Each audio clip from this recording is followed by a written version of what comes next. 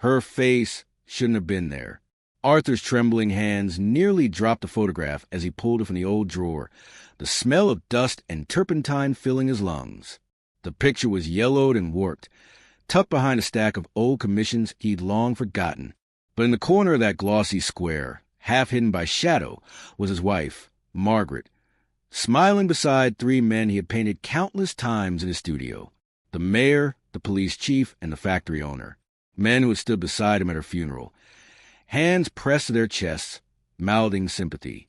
He blinked hard, hoping the memory had blurred his sight, but the truth stared back. Her necklace, the one he buried her with, gleamed under the light. The date scribbled on the back read March 12, 1997, the night before the fire. His throat tightened until he could barely breathe. "You said you were at the hospital," he whispered to the photo, his voice trembling, the air thick with old paint and betrayal. The studio clock ticked unevenly, echoing off the high walls where portraits of the powerful still hung, eyes watching him from every frame. He could almost hear their laughter, the practiced, hollow kind that filled rooms built on secrets. He pressed the photo to his chest, the paper crumpling slightly under his grip, and felt something inside him split, not loud, not sudden, but slow and deep, like a brush dragged too long across canvas. He turned toward the portraits. Every man's face now looked different, not noble, not proud, but guilty. His life's work, he realized, had been a gallery of lies. He reached for a jar of thinner and hurled it across the room. It shattered against the mayor's portrait, dripping streaks of white down the man's face like melting bone.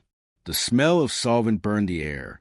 "You all watched her burn," Arthur whispered. The clock ticked louder. Tick, tick, tick. Each sound felt like another heartbeat stolen from him. His old radio crackled faintly, still tuned to the town's news station, a voice chirping about the upcoming centennial mural project to be unveiled at City Hall, commissioned by the council to celebrate our town's legacy of unity and progress. Arthur almost laughed. Progress. That word had cost him his wife, his son, his peace. The memory came back like smoke, the night the fire took everything. Margaret screamed behind the flames, the weight of collapsing beam, the way her hand slipped from his as the heat swallowed her name. He had rebuilt his life one painting at a time after that night. Every stroke had been a prayer to forget. But now the past had signed its name again, in her handwriting, in that photograph. He staggered to the corner, pulling open the drawer of his workbench. Inside lay a collection of brushes, old pigments, and a leather-bound ledger of commissions. He turned to the page labeled Private Works. His hand paused over 3 entries, all dated within a year after fire. M. Finch, R. Lowe, D. Pierce. The same names from a photograph, the same men. His signature below each one, his art immortalizing their lies. He sank onto the stool, gripping the photo so tight the edges cut his fingers. Why was she with them? The question wouldn't stop spinning. Then another followed. What were they hiding that night? He reached for his pipe, then set it down, hands too unsteady to light it. Instead, he stood and pulled the curtain back. Outside, the night lay still over the small town. Streetlights humming, the faint reflection of the mayor's billboard visible across the square. A legacy we can all believe in. Arthur stared at it for a long time, then turned back to his wife's face in the photo. A tear slipped down his cheek, landing on the paper. It darkened the ink near her hand. And for a fleeting second, he noticed something else he'd missed before. A reflection in the window behind them. Flames. A faint, curling trail of smoke rising from what looked like a canister. His pulse jumped. He squinted closer, holding the photo under the lamp. It wasn't smoke. It was paint thinner. A container just like the ones he used, labeled Hendricks and Company. Manufacturing. The same brand that supplied his studio.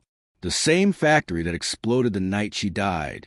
His mind began to race.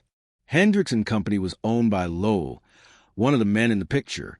Margaret had worked part-time there, before quitting to help Arthur in the studio. But she'd been upset the week before the fire, arguing on the phone, pacing late into the night. He had thought it was about bills. Maybe it wasn't. Maybe she knew something. His breath came sharp. He picked up the photo again, tracing her face with his thumb. You tried to tell me, didn't you? His voice broke. You left me the truth in pieces. He turned toward the shelves, eyes locking on the old sketchbook she used to doodle in. He hadn't touched it in years. It sat between stacks of forgotten frames, dusty and curled. When he opened it, a small envelope fell out, addressed in her handwriting. If anything happens to me, don't trust them. His heart stopped. The envelope contained a folded note, stained at the corners, with a line written in haste. The portraits hide what the contracts don't. Look inside the frame. He froze.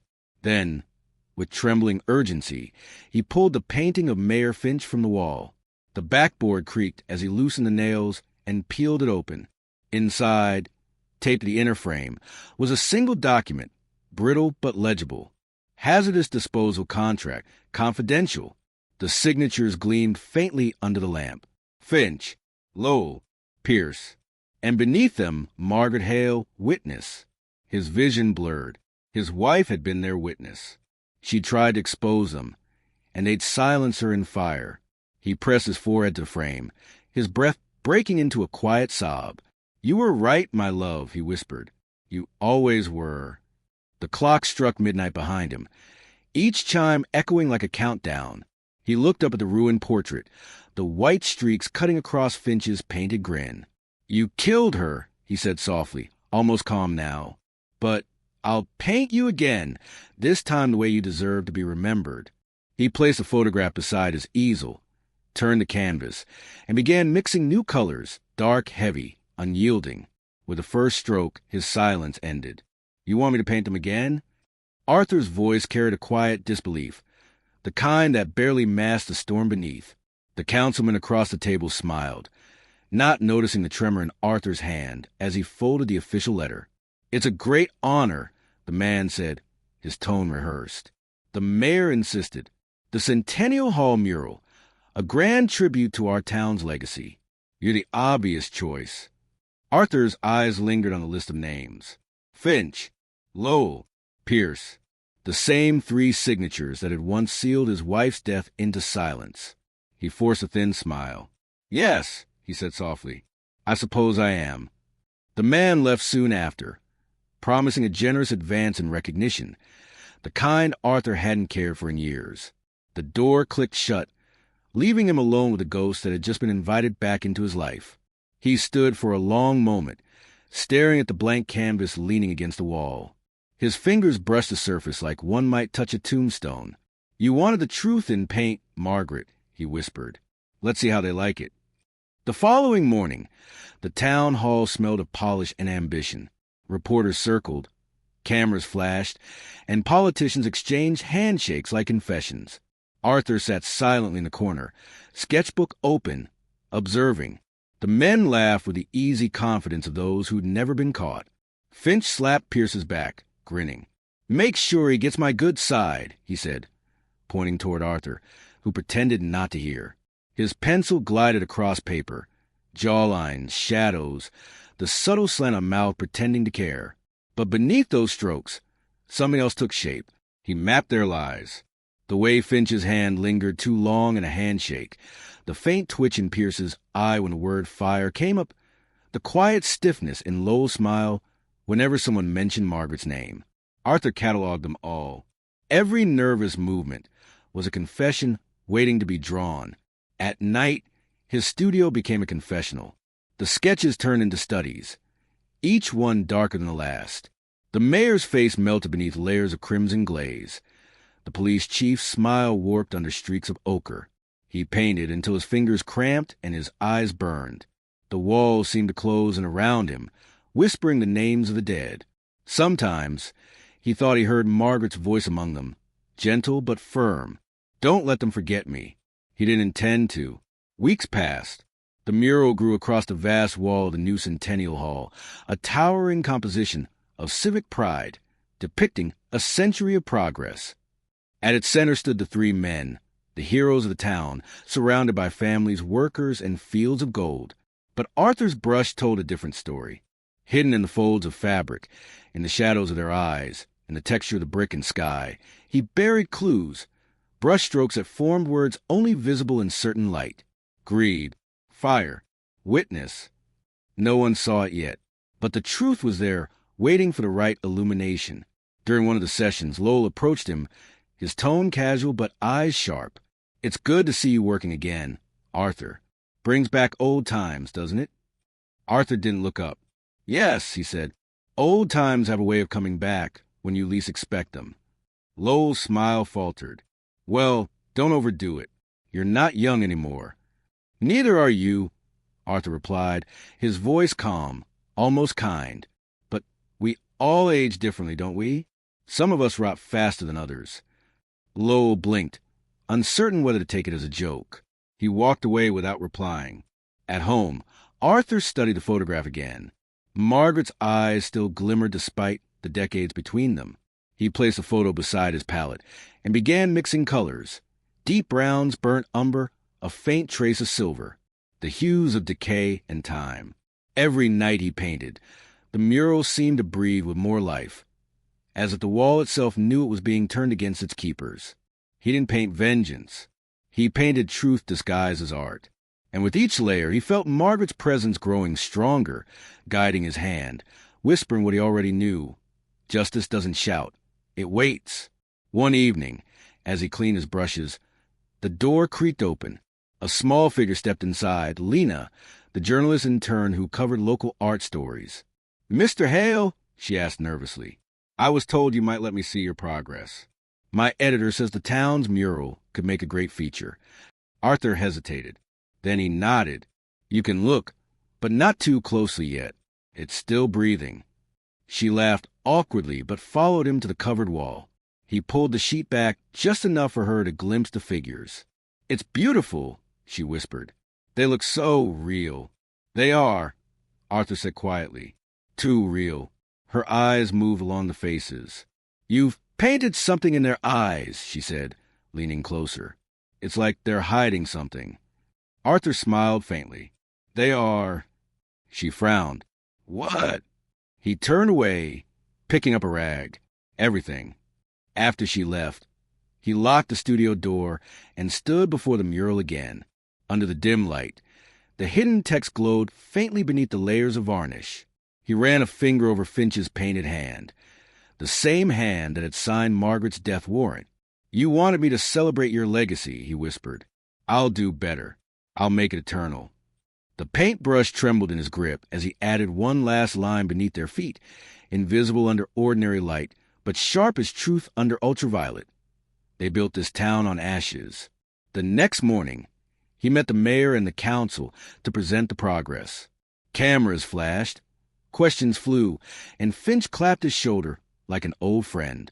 "You've done it again, Arthur," he said. "You've captured the spirit of who we are." Arthur looked him in the eye, his expression unreadable. "Yes," he said softly, "exactly who you are." That night, alone again, he sat in silence. The radio hummed softly with static. Outside, rain began to fall, streaking down the windows like tears. He looked around his studio, at the portraits still hanging, each a ghost of guilt framed in gold. He rose slowly and began taking them down, one by one, stacking them face down against the wall. "It's almost time," he murmured. "Let's see how brave you all look in the light." The rain grew heavier, drumming against the roof like a ticking clock counting down. When he finally turned off the lamp, the mural loomed in the dark, vast, silent, and alive. For the first time in years, Arthur slept without dreams, only the steady sound of rain, washing the dust from the windows, whispering through the night, as if preparing the world for something it had long refused to see. "Tell me, Arthur, what do you see when you look at us?" Finch's voice echoed across the nearly empty hall, rich with self-satisfaction.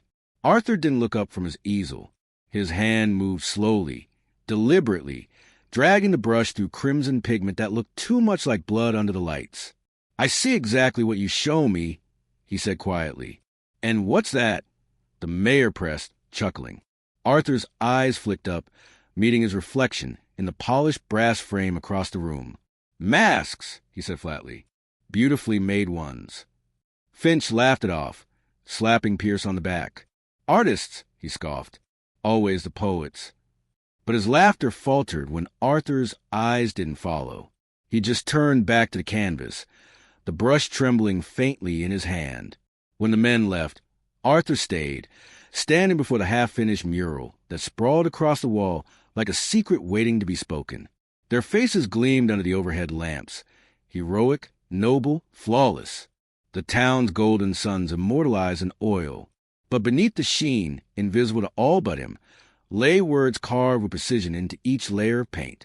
A formula only he understood, burnished symbols, microscopic initials, fragments of truth. He stepped back and squinted, imagining how it would look when light hit it at the right angle. Not a celebration, a confession. He worked through the night, his body weak but his purpose steady. Every brushstroke was a heartbeat, every mix of color a memory of what they'd taken. Margaret's scream still lived somewhere in his ears, muffled by smoke, swallowed by time. He dipped his brush in a dark shade of green and traced a vine curling behind Finch's painted shoulder. The vine intertwined with the man's outline, subtle but deliberate, forming letters within its shadows. M.H. Margaret Hale. He smiled faintly. Her name would live inside their glory. At dawn, Lena arrived with coffee. She stood in the doorway, watching him work in silence for a long time before speaking. "You haven't slept in days," she said softly. "You'll collapse before the unveiling." Arthur didn't answer. His gaze stayed fixed on the mural.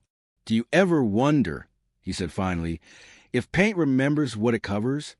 She frowned. "I don't understand." He wiped his hands on a rag, streaking red and brown across it like dried blood. "Truth doesn't disappear when you hide it. It waits. Layers don't bury it. They preserve it." Lena looked at the mural again, uneasy. "You said you use a special mixture for this?" she asked. Arthur nodded. "A varnish that reacts to light." "What kind of light?" He smiled faintly, the kind of smile that didn't reach the eyes.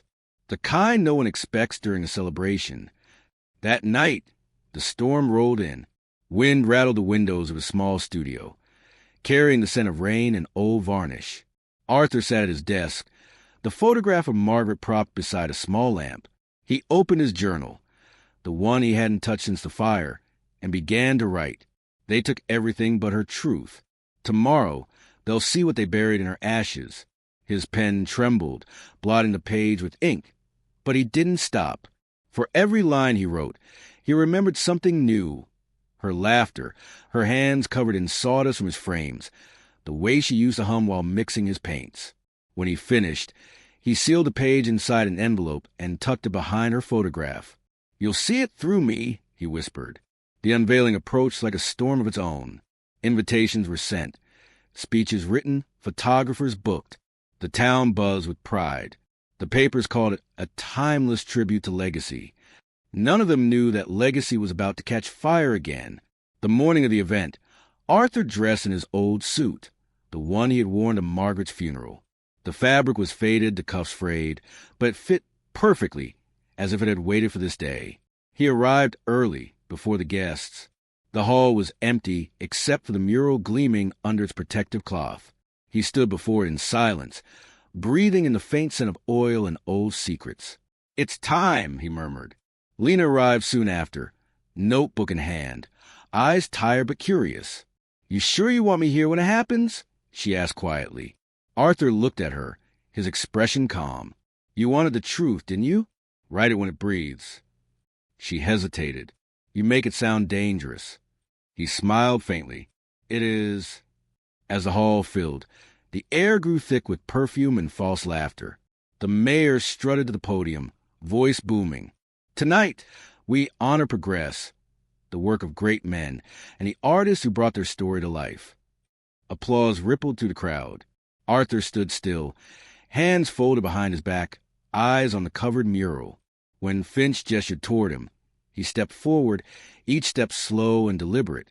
"Mr. Hale," the mayor said warmly, "shall we show them your masterpiece?"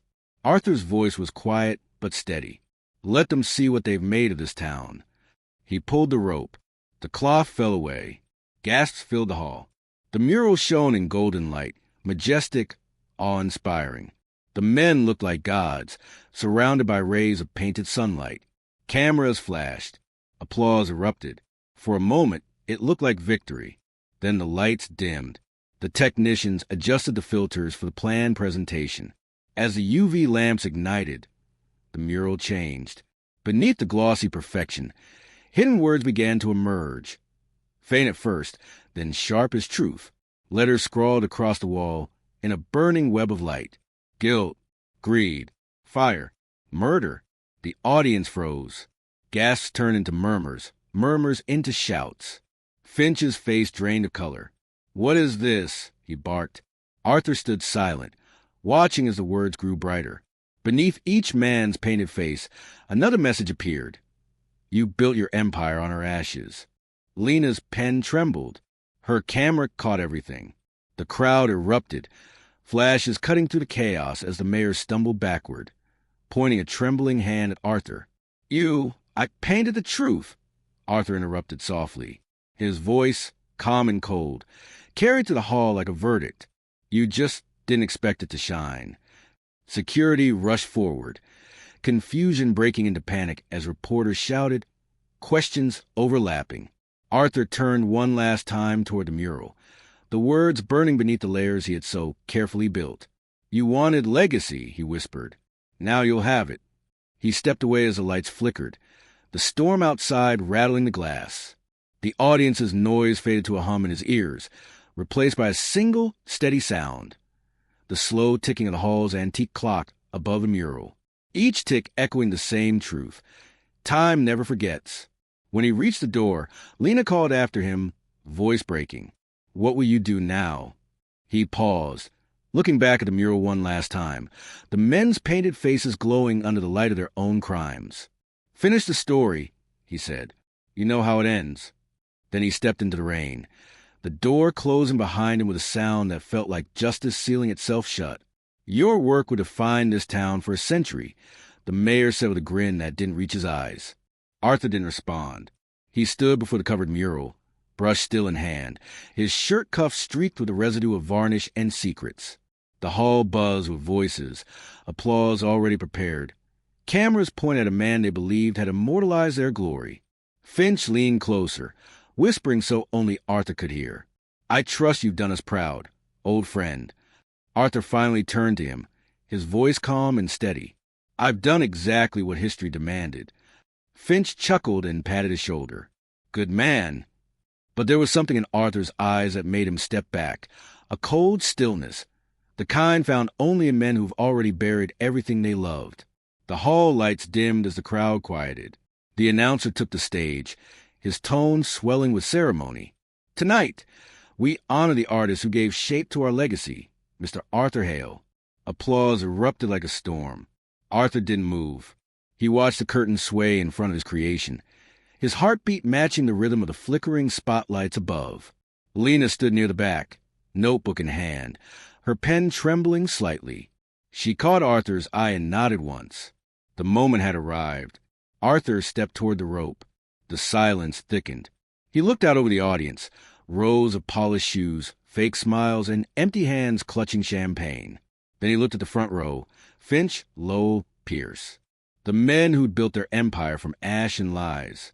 The men whose faces he had painted 100 times in his nightmares. "You built this town on the backs of the dead," he said quietly, his voice carrying across the hall. Murmurs rippled through the crowd. "And now," he added, "they get to see what you built." He pulled the rope. The curtain fell. Gasps filled the air. The mural stretched across the entire wall, luminous and breathtaking. Under the warm golden lights, the image glowed with deceptive beauty, a perfect tableau of civic pride.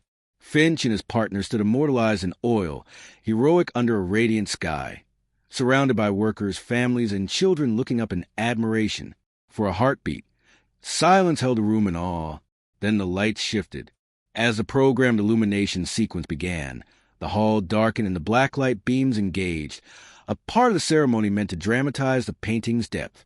But instead, the truth emerged. Beneath the surface hues, letters began to shimmer, hidden phrases, scrawled into the layers of paint like ghosts clawing out of the past. Gasps turned into shouts as the words formed across the canvas. Guilt, fire, witness, Margaret Hale. Beneath each man's painted portrait, more words appeared.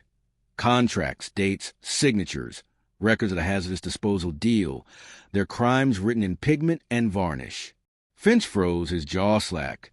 "Turn it off," he barked. But the technician only looked at him helplessly. The lights were part of a timed reveal. The crowd erupted. Cameras flashed. Reporters shouted over one another. Lena stood still, her pen forgotten, eyes wide with disbelief. The mural had become a mirror reflecting the town's rot. Arthur stood before it, unmoving, his face illuminated by the glow of their exposed sins. "You wanted legacy," he said softly. "Now you have one." Pierce stumbled to his feet, face pale. "You senile old bastard," he shouted, lunging toward Arthur. Security intercepted him. Chaos breaking loose as voices collided. Reporters swarmed closer, snapping photos of the burning words still pulsing under the lights. "These documents are fake," Lowell shouted. But even as he spoke, a journalist compared one of the signatures projected onto the mural with a file from the courthouse archives displayed on his phone. "They're real," she whispered. "Every name, every date." The sound of sirens wailed faintly in the distance, growing louder. Arthur closed his eyes. He could almost hear Margaret's voice again, soft, steady, and proud. "You finished what they started." When he opened his eyes, Lena was beside him, trembling. "You knew this would destroy them," she said. "No," Arthur replied quietly. "Truth destroys itself. I just gave a stage." Police flooded the hall. Reporters followed, shouting names, questions, accusations. The three men, once untouchable, now looked small under the harsh light, cornered by their own portraits. Finch turned to Arthur, rage trembling in his voice. "You'll pay for this," he spat. Arthur's expression didn't change. "I already did," he said. "For 25 years. The mayor tried to step forward again, but an officer blocked his path, hand on his shoulder. His protest was drowned by the sound of flashing cameras. The hall that was meant to celebrate their power now echoed with the sound of justice being recorded. Arthur turned away from the noise. He walked toward the far exit, his footsteps slow, steady, and unhurried. Lena called after him, her voice breaking through the chaos. "Mr. Hale, what should I write?" He paused near the door, his hand brushing against the frame, the faint scent of paint still clinging to his sleeve. "Write that truth has color," he said softly. "And sometimes it burns brighter than fire." Then he pushed open the door and stepped out into the daylight. Outside, the sky was gray but clean. The rain had stopped hours ago, leaving the air damp and new. Across the square, children played near the fountain, their laughter cutting through the distant noise of police sirens. Arthur sat on a bench facing the hall, his hands resting on his knees. For the first time in decades, his fingers didn't shake. He reached into his pocket and pulled out the photograph of Margaret, edges soft from years of touch. "It's done," he whispered. "They can't paint over you again." From where he sat, he could see the faint reflection of the mural through the glass windows of the hall, his final work. People still crowded around it, pointing, shouting, documenting. But Arthur saw only one thing. Margaret's initials glowing faintly in the corner, her presence sealed in the art forever.